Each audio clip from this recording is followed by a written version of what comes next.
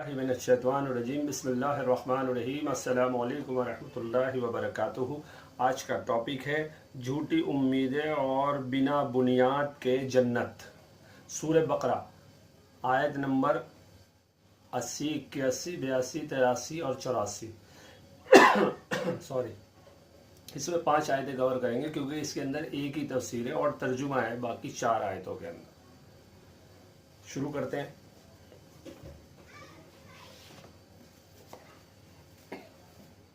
वो कहते हैं कि दोज़ख की आग हमें हरगिज़ छूने वाली नहीं, इल्ला ये कि चंद रोज़ की सज़ा मिल जाए तो मिल जाए। इनसे पूछो क्या तुमने अल्लाह से कोई अहद लिया है जिसकी खिलाफ वर्जी वो नहीं कर सकता, या बात यह है कि तुम अल्लाह के ज़िम्मे डालकर ऐसी बातें कर देते हो जिसके मुताल्लिक तुम्हें इल्म नहीं है कि उसकी ने इसका जिम्मा लिया है। आखिर तुम्हें दोज़ख की आग क्यों ना छुएगी। जो भी बदी कमाएगा और अपने खताकारी के चक्कर में पड़ा रहेगा वो दोज़खी है और वो दोज़ख में ही वो हमेशा रहेगा। और जो लोग ईमान लाएंगे और नेक अमल करेंगे वो जन्नती हैं और वो जन्नत में ही हमेशा रहेंगे। याद करो बनी इसराइल की औलाद से हमने पुख्ता अहद लिया था कि अल्लाह के सिवा किसी की इबादत ना करना, माँ बाप के साथ, रिश्तेदारों के साथ, यतीमों और मिस्कीनों के साथ नेक सलूक करना, लोगों से भली बात कहना, नमाज कायम करना और ज़कात देना, मगर थोड़े आदमियों के सिवा तुम सब अहद से फिर गए और अब तक फिरे हुए हो। फिर ज़रा याद करो हमने तुमसे मजबूत अहद लिया था कि आपस में एक दूसरे का खून बहाना और ना एक दूसरे को घर से बाहर करना। तुमने इसका इकरार किया था कि खुद इस पर गवाह हो। अल्लाह कह रहा तुम इस पे खुद ही गवाह हो और इस बात को अब तुम झुटलाते हो। बिल्कुल वही कर रहा हो जो तुमने मेरे से अहद किया था, उसको तोड़ दिया तुमने। ये यहूदियों से खिताब है अल्लाह इस टाइम जनाब रसूल अल्लाह सल्लल्लाहु अलैहि वसल्लम को बता रहे हैं और सुनाना चाहते हैं यहूदियों को, क्योंकि वो बड़ा बिगाड़ खाता उन्होंने शुरू से ही कर रखा और आज तक वो बिगाड़ खाता गए हैं, आज तक कर रहे हैं। क्योंकि उनका एक भरम है कि हम तो जन्नती हैं, थोड़ी देर के लिए जाएंगे और भला हम भी इतने जलील क़दर उलमाओं और हमारे नबी और हम तो एक बड़ी चहीती कौम रह चुके हैं सॉरी, ये भरम है खाली। और आज के दौर में भी कुछ लोग इसी भरम को लेके दुनिया में जी रहे हैं। जन्नत इतनी आसान नहीं है। क्या अल्लाह ने अहद कर रखा है? नहीं, हम तो जन्नत में जाएंगे, अल्लाह बड़ा गफूर रहीम है। आप जाएंगे जन्नत में, मगर जो गुनाह किया है वो कहाँ होगा, उसका क्या करेंगे? अल्लाह माफ़ कर देगा सबका गुनाह? अच्छा, कुरान में तो है ये, मगर उसको गुनाह की कफ़ारा देकर, सज़ा भुगत कर अल्लाह फिर ये किसको कह रहा है, किन लोगों को कह रहा है कि हम उनको दोज़ख में डालेंगे और उनकी खाल जल जाएगी, फिर नई खाल देंगे। तो माज़ल्ला अल्लाह क्या झूठ बोल लिया? वो कौन से इंसान है? हम नहीं है? अच्छा, हम तो नबी की उम्मत वाले हैं ना, इसलिए उम्मती हैं जनाब रसूल सल्लल्लाहु अलैहि वसल्लम के। तो जनाब रसूल सल्लल्लाहु अलैहि वसल्लम ने भी किया है जो मेरा अल्लाह का कौल, जो अल्लाह के कुरान के हिसाब से ज़िंदगी बसर करेगा और मेरी सुन्नत को फॉलो करेगा, मेरे हिसाब से चलेगा, जैसे मेरे सहाबा इकराम रज़वानुल्लाह चले थे और वो फला पा गए अल्हम्दुलिल्लाह जीते जी लोगों। और अल्लाह ने वो बहुत सारे लोगों के लिए कह दिया है कि ये जन्नती हैं। अशरम व अशरा में भी हैं बहुत सारे लोग, आप जानते हैं अल्हम्दुलिल्लाह। तो ये भरम हमें रखना नहीं चाहिए खामखाई का बिल्कुल भी।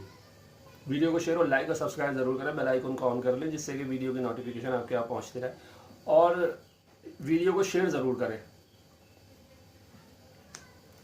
वो कहते हैं कि दोज़ख की आग हमें हरगिज़ छूने वाली नहीं है, ये कि चंद रोज़ के लिए सज़ा मिल जाए तो मिल जाए। इनसे पूछो क्या तुमने अल्लाह से कोई अहद لے لیا ہے جس کے خلاف ورزی وہ نہیں کر سکتا، یا بات یہ ہے کہ تم اللہ کے ذمہ ڈال کے ایسی باتیں کرتے تھے ہو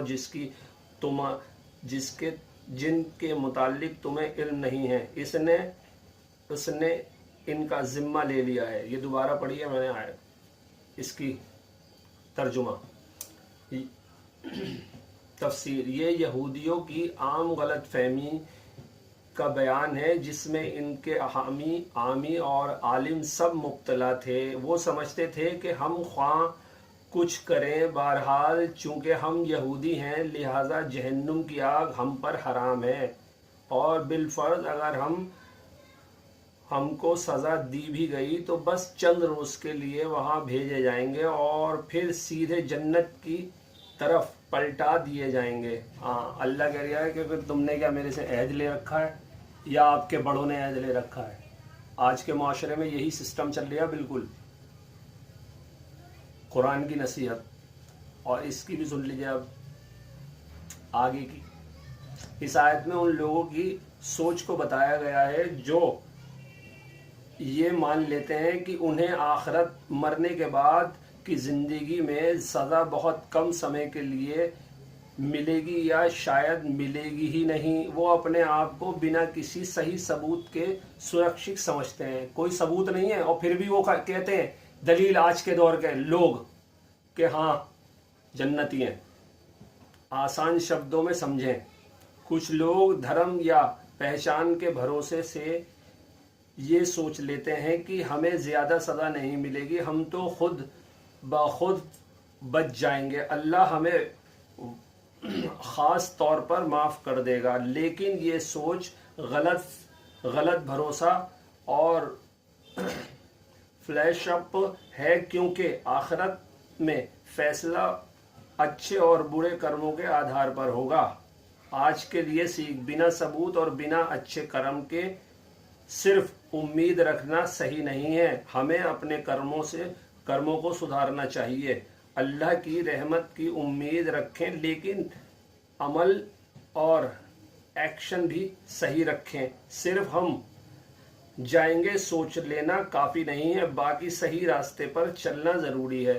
ہم یہی سوچتے ہیں کہ بس ہم ہی جائیں گے جنت میں، یہ بھرم پالنا صحیح نہیں ہے بالکل بھی، کچھ کر کے دکھانا پڑے گا ہمیں۔ کھانا بھی تو کھاتے ہیں نا، اگر ہم کہیں کہ یہ کہا جائے کہ آپ روٹی لیں اور اس کو نوالے کو یوں ہی اندر رکھیں اور چبائیں نہ، تو کیا کہیں گے؟ کیسے نہ چبائیں بھائی؟ چبائیں گے نہیں تو ہضم کیسے ہوگی؟ تو قرآن ایسے ہی پڑھ کے نکل جاتے اور بھی بس نہ اس کو سمجھتے نہ کچھ۔ اب خود کی ذات پہ آتی ہے تو نہیں، یہ تو چبانی پڑے گی۔ تو قرآن کو تو ایسے ہی آپ بس عربی میں پڑھ کے چلے جاتے ہو، اللہ کیا کہہ رہی ہے کچھ سمجھ میں آ رہی ہے؟ نہیں۔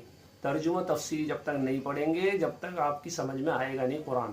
میرا موٹیو ہے، میرا سوچنے کا ایک نظریہ ہے کہ اگر دین چاہیے اصلی تو یہ قرآن اور جناب رسول اللہ صلی اللہ علیہ وسلم کے پاس آپ کو ملے گا۔ الحمدللہ کتابیں پڑھنی پڑیں گی، قرآن اور نبی جناب رسول اللہ صلی اللہ علیہ وسلم کی سیرہ مبارک، سیرت نبی آپ جب تک نہیں پڑھیں گے، جب تک اس کا پتہ نہیں چلے گا آپ کو کہ کیسے بدلے ہیں جناب رسول اللہ صلی اللہ علیہ وسلم کا کردار، اخلاق، یہ ان سے پتہ چلے گا الحمدللہ ہمارے نبی کا۔